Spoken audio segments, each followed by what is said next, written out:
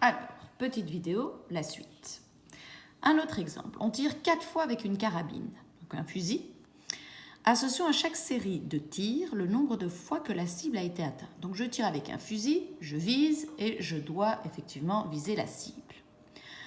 Alors dans ce cas-là, il y a deux possibilités. Soit j'atteins la cible, soit je ne l'atteins pas.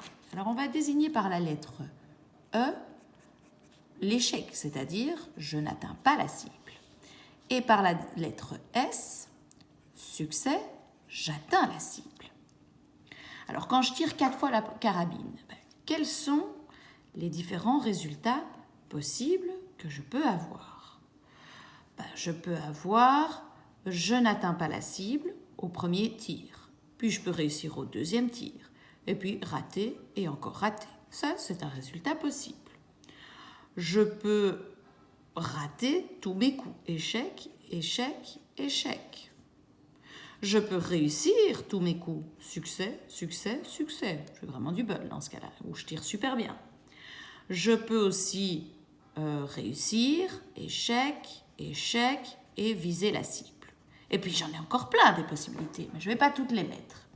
Mais ici, c'est quoi? C'est l'ensemble de tous les résultats possibles d'une expérience aléatoire, comme je l'ai dit plus haut. Alors, associons à chaque série de tirs le nombre de fois que la cible a été atteinte. Le nombre de fois que j'ai réussi, que j'ai eu du succès. Soit j'en ai pas, j'ai jamais réussi à viser, soit sur mes 4 tirs, il n'y a qu'un tir où je vise la cible, soit sur mes 4 tirs, j'en ai 2 tirs réussis, soit 3, soit 4. Donc par exemple, si j'ai l'expérience, le résultat échec, succès, échec, échec, je vais l'associer au réel 1, puisque j'ai dit que le nombre de fois que la cible a été atteinte, c'est le réel associé à chaque résultat, à chaque expérience.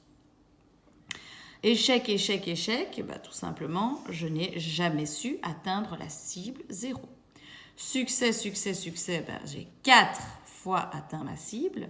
Et succès, échec, échec, succès, j'ai 2 fois atteint ma cible. Donc de nouveau, c'est une variable aléatoire, c'est-à-dire une application qui va à chaque résultat possible d'une expérience aléatoire, va lui associer un réel.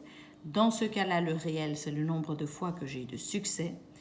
Et effectivement, ces réels possibles ne peuvent prendre que 5 valeurs. 0, je n'atteins jamais la cible. 1 fois, je l'atteins 1 fois, 2 fois, 3 fois, 4 fois le maximum. Et donc, c'est de nouveau un exemple d'une variable aléatoire.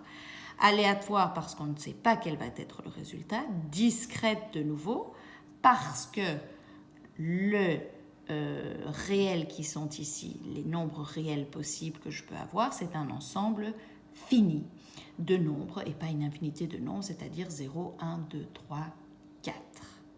Alors nous verrons plus loin à la page 60, un peu plus loin de votre cours, que ceci est un cas particulier de ce qu'on a vu plus haut. Pourquoi? Parce que c'est ce qu'on appelle une variable aléatoire binomiale. C'est quoi binomial? C'est-à-dire que ce sera une expérience où on n'a que 2 résultats possibles. C'est quoi les résultats possibles? Soit succès, soit échec. 2 résultats possibles, soit succès, soit échec. Tandis que là-haut, j'avais plusieurs résultats possibles. 1, 1, 3, 2, 1, 6, etc., etc. Je peux avoir le 1, le 2, le 3, le 4, le 5, le 6. Là, toutes les possibilités ici, c'est soit le succès, soit l'échec. Et on verra que ce qu'on appellera une variable aléatoire binomiale.